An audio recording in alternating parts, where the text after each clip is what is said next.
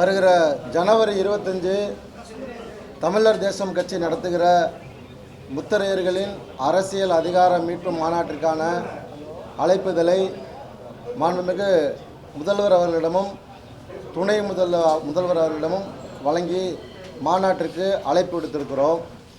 திருச்சியில் பேரரசர் பெரும்பிடுகு முத்தரையருக்கு மணிமண்டபத்துடன் கூடிய சிலை அமைத்த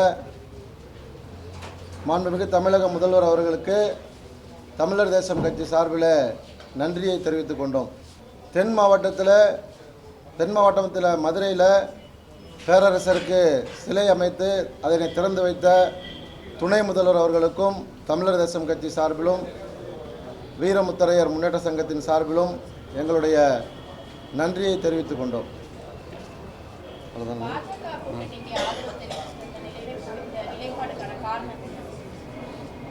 அவர்கள் தமிழக பாஜகவினர் தமிழர் தேசம் கட்சிக்கும் வீரமுத்தரையர் முன்னேற்ற சங்கத்திற்கும் கொடுத்த வாக்குறுதிகளை நிறைவேற்றவில்லை.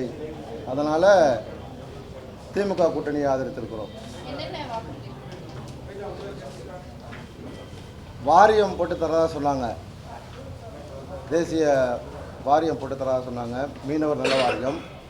தொடர்ச்சியாக அதை நாங்கள் வலியுறுத்தி கேட்கிற போது கூட அவர்கள் அதற்கு சரியான பதில் சொல்லலை. எங்களுடைய அழைப்பு கூட அவங்க எடுக்கலை. தொடர்ச்சியாக அவங்க எங்களை ஒதுக்கும் போது நாம் அங்கே மரியாதை இல்லை, எந்த எதிர்பார்ப்பும் இல்லாமல் தமிழகம் முழுக்க பாரதிய ஜனதா கட்சிக்கு கடந்த பாராளுமன்ற தேர்தலில் தமிழகம் முழுக்க வேலை செஞ்சோம். தமிழர் தேசம் கட்சி சார்பில் அவர்கள் 18% ஓட்டு சதவீதம் பெறுவதற்கு காரணமாக இருந்தது தமிழர் தேசம் கட்சி மட்டும்தான். எங்களை அவர்கள் மதிக்கலை. அதனால் அந்த கூட்டணி விட்டு நாங்கள் வெளியே வந்திருக்கிறோம். தேர்தலில் போட்டியிடுறதுக்காக தொகுதிகளை கேட்டிருக்கோம். நிச்சயமாக போட்டியிடுறதுக்கான வாய்ப்பை கொடுக்குறதா உறுதி கொடுத்துருக்குறாங்க. நிச்சயமாக 30லேருந்து 50 சட்டமன்ற தொகுதியில் திமுக கூட்டணி கட்சிகளுடைய வெற்றிக்காக முழு வீச்சில் நாங்கள் வேலை செய்வோம்.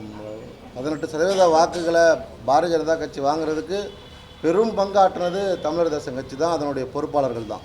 அதனால் சிறிய கட்சியில் நாமளும் ஒரு வலுவான அமைப்பு தான் தமிழகத்தில். இப்போ சட்டசபை தேர்தலில் தொகுதி கேட்டிருக்கிறோம். உறுதியாக போட்டியிடுவதற்கான வாய்ப்பை திமுக வழங்குறதா உறுதி பண்ணியிருக்காங்க. 3 தொகுதி கேட்டிருக்கோம்.